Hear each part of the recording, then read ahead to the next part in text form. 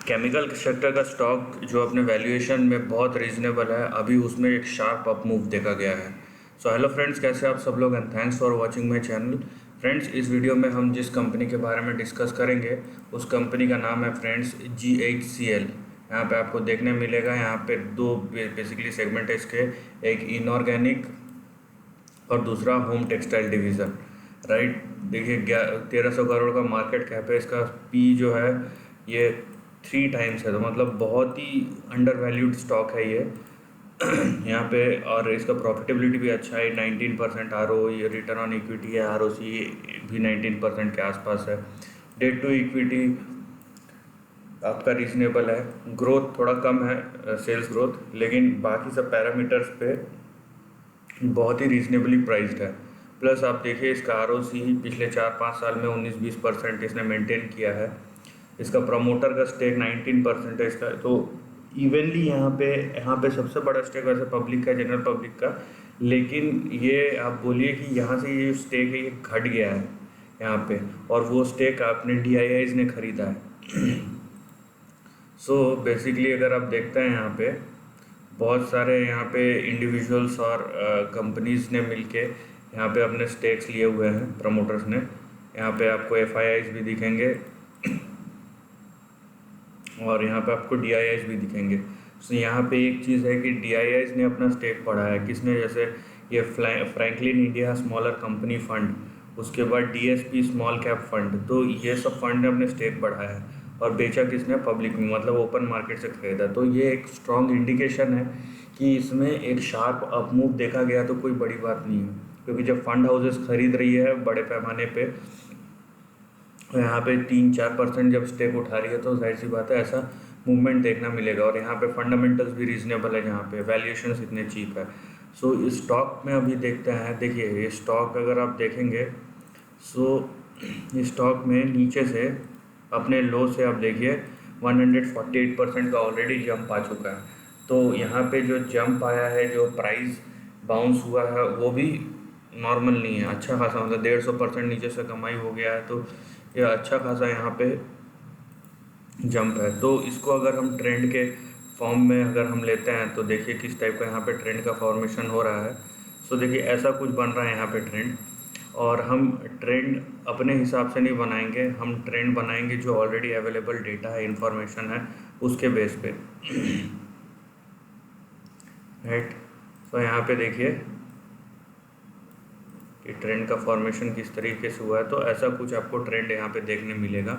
और इसमें simple chart pattern है, और जिस तरीके का मोमेंटम इस चार्ट ने लिया है, वहाँ पे आपको देखने मिलेगा कि ट्रेंड आपका क्रिस्टल क्लियर है, आपको बस ट्रेंड को राइड करना है यहाँ पे। राइट, यहाँ पे देखिए आप, तो सिंपल चार्ट पैटर्न है यहाँ पे। ये देखिए,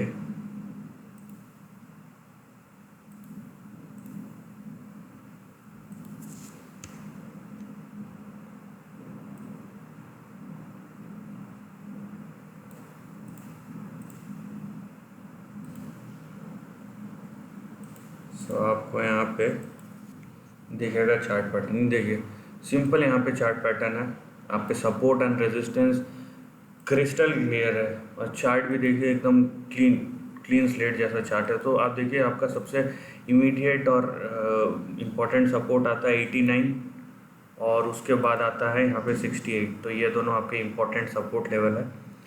आपका जो पहला रेजिस्टेंस आएगा, जिस तरीके का मोमेंटम है सर्किट टू सर्किट, पहला जो आएगा वो आएगा 227 के आसपास, ठीक है। और दूसरा जो आएगा, दूसरा और तीसरा जो है, उसके लिए हमको रेंज लेना पड़ेगा। तो आप यहाँ पे देख लीजिए कि दूसरे और तीसरे के लिए यहाँ पे जो पहला रेंज आपका आएगा वो आएगा 450 से लेके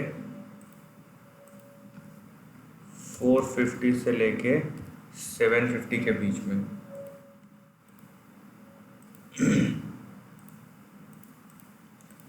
राइट,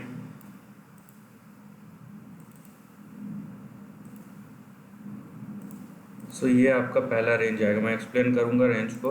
और दूसरा, अगर ये यहाँ तक जाता है तो दूसरा रेंज जो आपका आएगा वो आएगा 900 से लेके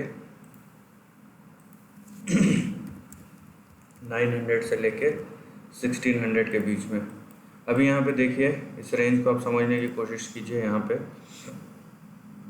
कि करंट जो शेयर प्राइस है जिस तरीके का सर्किट लगा हुआ है, तो यहाँ पे बहुत अच्छी प्रोबेबिलिटी है कि इसी के आसपास जाएगा 220 से 230 के बीच में। लेकिन उसके ऊपर जैसे ही गया हमको पता नहीं कि ये डायरेक्ट यहाँ जाएगा या फिर यहाँ पे जाएगा, इसीलिए मैंने पूरा 450 से लेकर 750 का रेंज लिया है।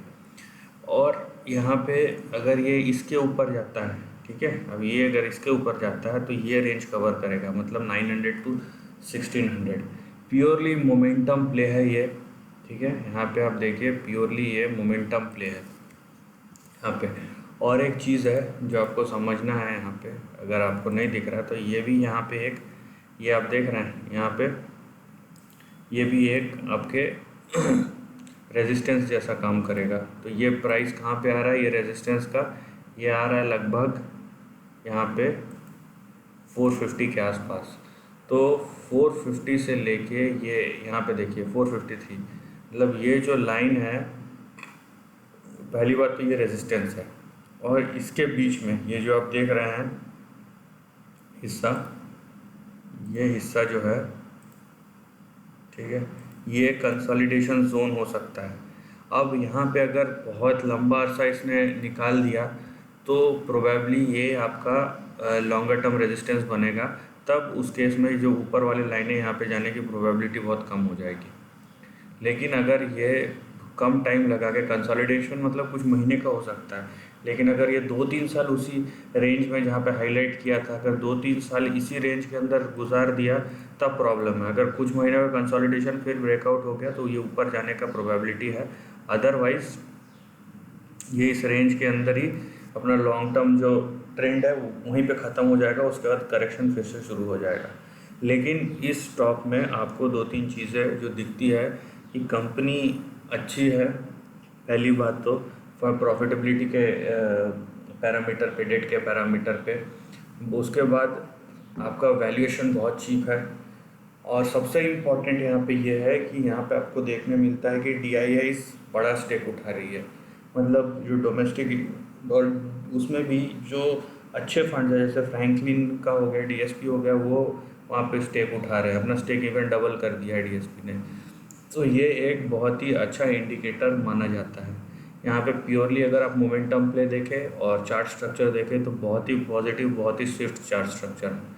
This is the end of the video दोस्तों। वीडियो पसंद आए तो लाइक और शेयर कीजिए, थॉट्स कमेंट सेक्शन में लिख के बताइए, और ऐसे नए कंटेंट के लिए चैनल को प्लीज़ सब्सक्राइब कीजिए। Lastly, take care of your family and friends.